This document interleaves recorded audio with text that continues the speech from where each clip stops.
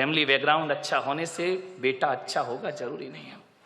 लेकिन मैं पुलक सागर आपको कहता हूं कि आपको यदि अपनी बेटी की शादी करना है, उसके हाथ पीले करना है, उसका रिश्ता लेकर के जाना है, तो ना घर देखना, ना परिवार देखना, ना आप ये देखना कितना कमाता है, आप तो ये देखना कि जिस लड़के से अपनी लड़की की शादी कर रही हूं उसके दोस्त कैसे हैं, उसके यार कैसे हैं, उसके मित्र कैसे हैं। अरे पिता जैसा है बेटा वैसे ही होगा कोई जरूरी नहीं है, माता जैसी है बेटा वैसे ही होगा कोई जरूरी नहीं है, ध्यान रखना। लेकिन ये बिल्कुल जरूरी है कि दोस्त जैसे होंगे लड़का वैसा। दोस्तों का बैकग्राउंड देखो, आप ये देखो किसके साथ उठता है, किसके साथ बैठता है, कहां जा। माँ बाप से छिप के काम करते हैं लड़के, माता पिता को पता नहीं चलता, और दोस्त सड़कों पे बाहर क्या करते हैं। किसी भी बेटी की शादी करो तो लड़के के दोस्तों के बारे में जानकारी जरूर लेना। यदि लड़का अच्छा होगा तो अच्छे लोगों की संगति में उठता बैठता होगा, वो लड़का यदि खराब होगा तो गलत लोगों की संगति में उठता बैठता। आदमी जैसे माँ बाप होते हैं वैसा नहीं होता, जैसे दोस्त होते हैं आदमी वैसा हुआ करता है, ध्यान रखिए। मान्यवर एक सीख दी है मैंने आपको, इस पर कोई ध्यान नहीं देता है। आप बताइए ना, एक बेटा सही गलत किसकी वजह से होता है? बाप की वजह से, मां की वजह से नहीं मेरे भाई। एक शराबी बाप भी चाहता है कि मेरा बेटा शराब ना पिए, ध्यान रखना।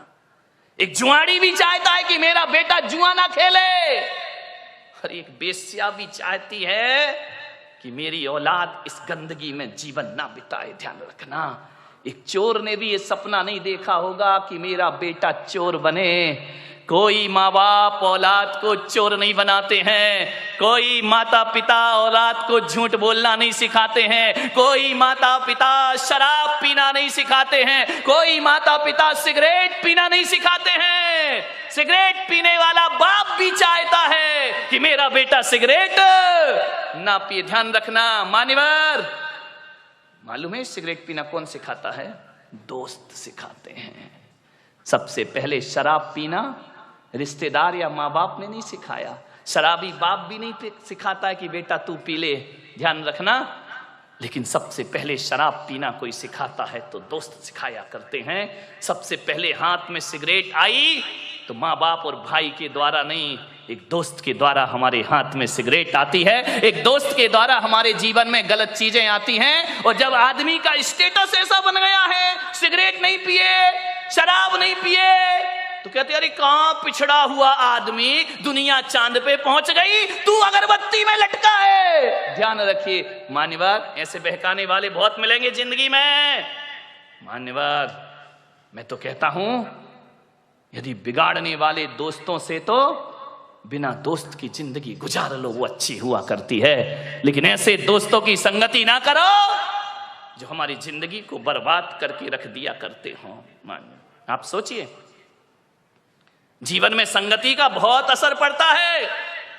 एक पानी की बूंद जो आकाश से गिरती है, और यदि वही पानी की बूंद किसी नीम के पेड़ में चली जाए तो उसका स्वाद कैसा हो जाता है मेरे भाई?